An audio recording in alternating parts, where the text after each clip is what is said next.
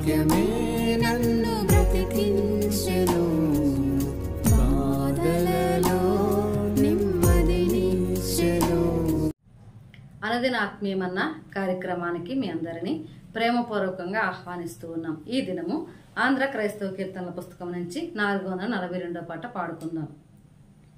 జీవితాంతము వరకు నీకే సేవ సల్పుదు నంటిని, జీవితాంతము వరకు నీకే సేవ సల్పుదు నంటిని. నీవు నాతో నుండి ధైర్యము నిచ్చి నడుపుము రక్షక, జీవితాంతము వరకు నీకే సేవ సల్పుదు నంటిని. ఎన్ని ఆటంకంబులున్నను, ఎన్ని భయములు కలిగినా, ఎన్ని ఆటంకంబులున్నను, ఎన్ని భయములు కలిగినా, అన్ని పోవును నీవు నాకడ నున్న నిజమిది రక్షక, జీవితాంతము వరకు నీకే సేవ సల్పుదు నంటిని. అన్ని వేళల నీవు చెంతని యున్న అనుభవమీయవే, అన్ని వేళల నీవు చెంతని యున్న అనుభవమీయవే. తిన్నగాని మార్గమందున పూని నడచెద రక్షక, జీవితాంతము వరకు నీకే సేవ సల్పుదు నంటిని. నేత్రములు మిరిమిట్లు గొలిపెడ్ చిత్ర దృశ్యములున్నను, నేత్రములు మిరుమిట్లు గొలిపెడ్ చిత్ర దృశ్యములున్నను. శత్రువగు సాతాను గల్వన్ చాలు నీ కృప రక్షక, జీవితాంతము వరకు నీకే సేవ సల్పుదు నంటిని. నీవు నాతో నుండి ధైర్యము నిచ్చి నడుపుము రక్షక, జీవితాంతము వరకు నీకే సేవ సల్పుదు నంటిని. అనుదినాత్మీయమన్న కార్యక్రమానికి మిమ్మల్ని అందరినీ ప్రేమపూర్వకంగా ఆహ్వానిస్తూ ఉన్నాను. క్రీస్తునందు ప్రియమైన దేవుని బిడ్డలారా, లెంటులోని 8వ దినంలోనికి మనము ప్రవేశించి ఉన్నాం. సమయంలో ప్రత్యేకంగా యేసుక్రీస్తు ప్రభువారు ఖండిస్తూ ఉన్న కొన్ని లక్షణాలను మనం జ్ఞాపకం చేసుకుంటూ ఉన్నాం. ఇప్పటి వరకు ఈ 7 దినాలు 7 లక్షణాలను మనం జ్ఞాపకం చేసుకున్నాం. ఈ రోజు మనము ధ్యానం చేసుకోబోయే ఆ విషయాన్ని చూస్తే మత్తయి సువార్త 17వ అధ్యాయము 17వ వచనంలో మనం చూస్తాం. విశ్వాసము లేని మూర్ఖతరం వారలారా, మీతో నేను ఎంతకాలం ఉందును అనే మాట ఆయన చెప్తూ ఉన్నాడు. అంటే తన శిష్యులను ఆయన మాట్లాడుతూ ఉన్న మాట విశ్వాసము లేని మూర్ఖతరం వారలారా. అంటే ఆయన ఇప్పుడు ఖండిస్తూ ఉన్న ఈ 8వ విషయం ఏంటి అని అంటే అవిశ్వాసమును ఆయన ఖండిస్తూ ఉన్నట్లుగా మనం చూస్తాం. ప్రియమైన దేవుని బిడ్డలారా, ఇక్కడ మనం చూస్తే 2 సందర్భాలు ప్రత్యేకంగా మనం చూస్తూ ఉన్నాం. ఎందుకంటే ఇప్పుడు మనం చదువుకున్న ఈ భాగం 17వ వచనం చదువుకున్నాం, కానీ 14వ వచనం నుండి మనం చూస్తే అక్కడ ఒక సందర్భాన్ని మత్తయి మనకు జ్ఞాపకం చేస్తూ ఉన్నాడు. ఒక వ్యక్తి యేసుక్రీస్తు దగ్గరకు వస్తూ ఉన్నాడు. వచ్చి తన కుమారుని పక్షాన విజ్ఞాపన చేస్తూ అంటూ ఉన్న మాట, నా కుమారుడు చాంద్రరోగి అయి పడి ఉన్నాడు, వారిని మొదట నీ శిష్యుల దగ్గరికి మేము తీసుకొని వచ్చాం, గాని వారు అతనిని స్వస్థపరచలేకపోయిరి, కాబట్టి నీవు ఆ పని చేయి అనే మాట ఆయన అడిగినప్పుడు యేసుక్రీస్తు మాట్లాడిన ఈ మాటను మనం చూస్తూ ఉన్నాం. అందుకు యేసు, విశ్వాసము లేని మూర్ఖతరం వారలారా, మీతో నేను ఎంతకాలం ఉందును, ఎంతవరకు మిమ్మల్ని సహింతును, వారిని నా యుద్ధకు తీసుకుని రండి అని చెప్పాను. అంతటా యేసు ఆ దయ్యమును గద్దింపగా అది వారిని వదిలి వెళ్ళిపోయాను. ఆ గడియ నుండి ఆ చిన్నవాడు స్వస్థత నొందెను. కాబట్టి ఇది మొదటి సందర్భాన్ని మనం చూస్తున్నాం. మరొక సందర్భాన్ని మార్కు సువార్తలో మనం చూస్తాం. మార్కు సువార్త 9వ అధ్యాయంలో మనం చూస్తే ఇక్కడ కూడా ఒక వ్యక్తి తన కుమారుడి పక్షాన విజ్ఞాపన చేయడానికి యేసుక్రీస్తు దగ్గరకు వస్తూ ఉన్నాడు. వచ్చి ఈయన చెప్తూ ఉన్న మాట ఏంటంటే, నా కుమారునికి మూగదయ్యము పట్టింది అనే మాట ఆయన చెప్తూ ఉన్నాడు. నా కుమారునికి మూగదయ్యం పట్టింది, వారిని నేను నీ శిష్యుల దగ్గరికి తీసుకొని వచ్చాను కానీ వారు అతనిని స్వస్థపరచలేకపోయిరి, కాబట్టి నీవు అతనిని స్వస్థపరచు అని అడిగినప్పుడు యేసుక్రీస్తు అడుగుతూ ఉన్నమాట, సరే తీసుకొని రమ్మని అడిగి అప్పుడు వారిని చూసి యేసుక్రీస్తు అడుగుతూ ఉన్నమాట, ఎప్పటి నుండి వీనికి ఇది ఉంది అని అడిగినప్పుడు ఆయన చెప్తూ ఉన్నమాట, వీనికి బాల్యము నుండే అది ఉంది అనే మాట చెప్తూ ఉన్నాడు. ఆ తర్వాత యేసుక్రీస్తు అతనిని స్వస్థపరిచి పంపిస్తూ ఉన్నాడు. ఆ సమయంలో కూడా ఆయన మాట్లాడిన మాట 9వ అధ్యాయము మార్కు సువార్త 17వ వచనం నుండి 19వ వచనం నుండి మనం చూస్తాం. అందుకు ఆయన, విశ్వాసము లేని తరము వారలారా నేను ఎంతకాలము మీతో ఉందును అనే మాటను మనం చూస్తూ ఉన్నాం. ఈ రెండు సందర్భాలలో శిష్యులకు ఎదురైన అనుభవం ఏంటి అనంటే, వారు ఏదైతే స్వస్థత కోరి వచ్చారో దానిని వీళ్ళు చేయలేకపోతూ ఉన్నారు. కారణం ఏంటి అంటే యేసుక్రీస్తే మాట్లాడుతూ చెప్పిన మాట, విశ్వాసము లేని మూర్ఖతరం వారలారా అని అంటా ఉన్నాడు. కాబట్టి విశ్వాసము లేకపోవడము అనేది దేవుని యొక్క కార్యాలకు అడ్డుగా ఉంటుంది. అందుకే ఒక భక్తుడు చెప్పే మాట ఏమంటాడంటే, unbelief is the thief of God's greater blessings అని అంటాడు. అంటే ఈ అవిశ్వాసం అనేది దేవుని యొక్క శ్రేష్టమైన ఆశీర్వాదాలు మనకు రాకుండా అడ్డుకునేదిగా ఉంటది అనే మాట ఆయన చెప్తూ ఉన్నాడు. ఇక్కడ వాళ్ళకు ఎందుకు ఈ మాట యేసుక్రీస్తు ఉపయోగించాడని మనం జ్ఞాపకం చేసుకుంటే మనం చూస్తాం కదా, మత్తయి సువార్త 9వ అధ్యాయము 35వ వచనంలో ఒక మాటను మనం చూస్తాం.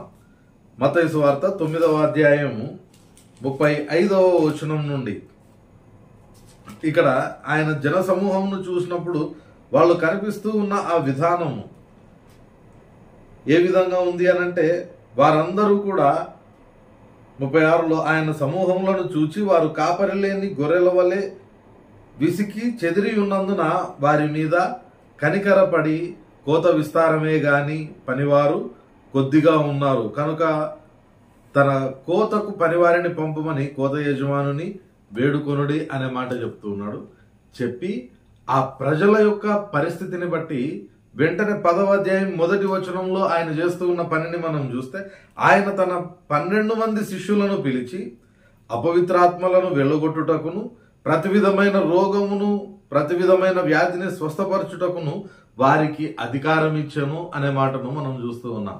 అంతేకాకుండా 8వ వచనంలో మనం జ్ఞాపకం చేసుకుంటే, యేసుక్రీస్తు వాళ్ళను పంపిస్తూ చెప్తూ ఉన్న ఆ మాటల్లో, రోగులను స్వస్థపరచుడి, చనిపోయిన వారిని లేపుడి, కుష్ఠరోగులను శుద్ధులనుగా చేయుడి, దయ్యములను వెళ్ళగొట్టుడి, ఉచితంగా పొందితిరి ఉచితంగా చేయుడి. యేసుక్రీస్తు ఈ పనులన్నీ చేయమని వాటన్నిటి మీద అధికారం ఇచ్చి, వారు చేయలేని పని కాదు కానీ దేవుని యొక్క శక్తి ద్వారా వాళ్ళు చేయగలిగిన పనినే వాళ్లకు అప్పగించి దానికి తగిన విధమైన వరములిచ్చి అభిషేకించి వాళ్ళని పంపిస్తూ ఉన్నాడు. అయితే ఇప్పుడు మనం చూసుకున్నట్టు ఈ 17వ అధ్యాయంలోనికి వచ్చేసరికి ఆ వ్యక్తి తన కుమారుణ్ణి తీసుకొని వస్తే మాత్రం దానిని వాళ్ళు చేయలేకపోతూ ఉన్నారు. కారణం ఏంటి అనంటే, అంతకాలం ఒకవేళ వాళ్ళు చేసి ఉండొచ్చేమో కానీ వాళ్ళు ఆ సమయంలో చేయలేకపోతున్నారు. కారణము వారి యొక్క విశ్వాసము సన్నగిల్లిపోయింది. అవిశ్వాసంలోనికి వాళ్ళు వచ్చేస్తూ ఉన్నారు. అవిశ్వాసంతో చేసే ఏ పని కూడా ప్రతిఫలము పాజిటివ్గా ఇవ్వదు. ఆ ప్రకారమే ఆ శిష్యులు చేయలేకపోతూ ఉన్నారు. కాబట్టి యేసుక్రీస్తు దగ్గరికి తర్వాత వాళ్ళు వచ్చి అడిగినప్పుడు మొదటిసారేమో ఈ మత్తయి సువార్తలో ఆయన చెప్తూ ఉన్నమాట, మీకు విశ్వాసం లేకపోవడం ఒక కారణం అని చెప్తూ ఉన్నాడు. మార్కు సువార్తలో మూగదయ్యం పట్టిన వాని దగ్గరకు వచ్చినప్పుడు యేసుక్రీస్తు చెప్తూ ఉన్నమాట, ప్రార్థన లేకపోవడము అనే మాట చెప్తూ ఉన్నాడు. ఈ రెండు మాటలను మనం జ్ఞాపకం చేసుకుంటే, ఈ విశ్వాసము అనేది మనం లేకపోతే ప్రార్థన జీవితం కూడా ఉండదు. లేకపోతే ప్రార్థన జీవితం లేకపోతే విశ్వాస జీవితం అనేది మనకు ఖచ్చితంగా ఉండదు. కాబట్టి ఈ రెండు ఒకదానినొకటి ఖచ్చితంగా కలిగే ఉంటాయి. విశ్వాస జీవితం ఉంది అనంటే ఖచ్చితంగా ప్రార్థన ఉంటుంది. ప్రార్థన జీవితం ఉందంటే ఖచ్చితంగా విశ్వాసం ఉంటుంది. కారణం ఏంటంటే రోమీయులకు రాసిన పత్రికలో ఆయన ఒక మాట చెప్తూ ఉన్నాడు. ఈ విశ్వాసము అనేది మనకి ఎలా వస్తుందో ఈ రోమీయులకు రాసిన పత్రికలో పౌలు భక్తుడు మనకు చెప్తూ ఉన్నాడు. 10వ అధ్యాయము 17వ వచనంలో మనం చూస్తాం కదా, ఇక్కడ యేసుక్రీస్తు చెప్తూ ఉన్న మాట, కాగా వినుట వలన విశ్వాసము కలుగును, వినుట క్రీస్తును గూర్చిన మాట వలన కలుగును అనే మాట ఆయన చెప్తున్నారు. కాబట్టి మనం ఎంత ఎక్కువగా దేవుని యొక్క మాటను వింటే అంత ఎక్కువగా విశ్వాసంలో మనము బలపడి స్థిరపడేవారుగా ఉంటాం. ఎంత ఎక్కువగా ఆ యొక్క వాగ్దానాలను నమ్మితే మనం అంత ఎక్కువగా దేవుని కార్యములను చూసేవాళ్ళుగా ఉంటాం, చేసేవాళ్ళుగా ఉంటాం. ప్రియమైన దేవుని బిడ్డలారా, ఈ లెంటులో మనము మన యొక్క విశ్వాసపు స్థితిని ఆలోచన చేయడానికి ప్రయత్నం చేద్దాం. అక్కడ యేసుక్రీస్తు ప్రభువారు తన శిష్యులకు ఆజ్ఞ ఇస్తూ ఉన్నాడు, అధికారం ఇస్తూ ఉన్నాడు, వరం ఇస్తూ ఉన్నాడు. అయితే వాళ్ళు అవన్నీ కలిగి ఉండి దానిని మరచిపోయి అవిశ్వాసంలోనికి కూరుకొని పోతూ ఉన్నారు. మరి మన సంగతి ఏంటి? మన విశ్వాస జీవితం ఎలా ఉంది? ఏ విధమైన వరములు ఇవ్వకపోయినప్పటికీ ఆయన వస్త్రపు చెంగును ముట్టుకుంటే చాలు నేను బాగుపడతానని చెప్పేసి ఆయన యొక్క వస్త్రపు చెంగును ముట్టుకొని 12 సంవత్సరాల నుండి బాధపడుతూ ఉన్న ఆ రోగాన్ని తగ్గించుకున్న స్త్రీని చూసి ఆయన చెప్తూ ఉన్న మాట, నీ విశ్వాసము నిన్ను స్వస్థపరిచింది. ఆమె దేవుని యొక్క మాటను వినింది. ఇవేమీ లేకపోయినప్పటికీ, శిష్యులకున్న ఆధిక్యతలు వరములు ఏమీ ఆమెకు లేకపోయినప్పటికీ కేవలం విశ్వాసము కలిగి ఉండి దేవుని యొక్క కార్యాలు చూడగలిగింది. ఈ దినాన క్రీస్తును అంగీకరించామని చెప్పుకుంటూ ఉన్న మనము ఆయన ద్వారా ఏవేవైతే ఆశీర్వాదాలు చెప్పబడుతూ ఉన్నాయో అవన్నీ కూడా నాకు సంబంధించినవే అని నమ్ముతూ ఉన్న మనము ఎంతవరకు వాటిని విశ్వసించగలుగుతూ ఉన్నాం? వాటి ద్వారా ఎన్ని కార్యాలు మన జీవితంలో మనము చూచి అనుభవించగలుగుతూ ఉన్నాం? ఎన్ని కార్యాలు మన వాళ్ళ జీవితంలో మనము చేయగలుగుతూ ఉన్నాం? ఒక్కసారి మనల్ని మనం పరిశీలన చేసుకుందాం. ఈ విశ్వాసం లేకపోవడము అనేది ఒక రకంగా దేవునిని బాధపరిచేదిగా ఉంటుంది. ఎందుకంటే అక్కడ శిష్యులు ఆ పని చేయలేకపోతూ ఉన్నారు అని అన్నప్పుడు వెంటనే ఆయన అంటూ ఉన్నమాట, విశ్వాసం లేని తరం వారలారా నేను ఎంతకాలం మిమ్మల్ని సహింతును అనే మాట అంటూ ఉన్నాడు. అటువంటి విశ్వాసం లేని మనల్ని ఇప్పటి వరకు ఒకవేళ దేవుడు సహిస్తూ వచ్చాడేమో, ఇంకా ఎంతకాలము ఆయన సహనాన్ని మనం పరీక్షిస్తాం.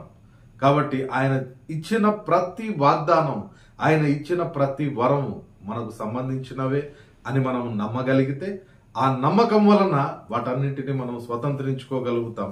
స్వతంత్రించుకున్నప్పుడు మనము దేవుని కార్యాలను మన జీవితంలో అనుభవిస్తూ అనేకులకు ఆశీర్వాదకరంగా మనం ఉంటాం.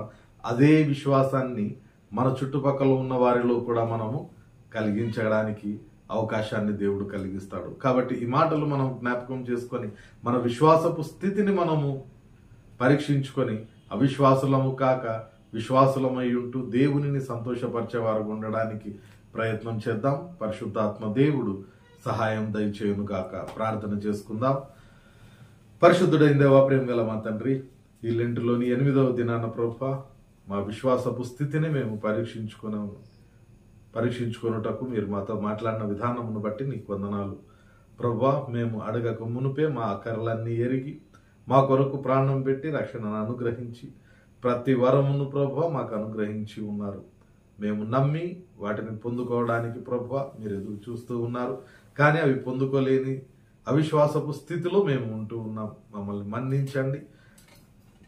ఇది మొదలుకొనైనా ప్రభువా మా విశ్వాసపు జీవితాన్ని మేము జ్ఞాపకం చేసుకొని పరీక్షించుకొని నీవు కోరుకున్న విశ్వాసపు జీవితాన్ని కలిగి ఉండడానికి కృప దయచేయమని వేడుకుంటూ నేటి మా పని పాటలన్నింటిలో కృప దయచేసి క్షేమంగా నడిపించుమని, నిశ్చితమైతే ప్రభువా రేపటి దినాన మరొక పర్యాయము నీవు అనుగ్రహించే ఈ అనుదిన ఆత్మీయమన్న భుజించుటకు కృప దయచేయమని వేడుకుంటూ యేసు పరిశుద్ధ నామమున ప్రార్థిస్తున్నాం తండ్రి, ఆమెన్. తండ్రి, కుమార, పరిశుద్ధాత్మ త్రియేక దేవుని సకల దీవెనలు సదాకాలం మనకందరికీ తోడయుండి నడిపించునుగాక. ఆమెన్.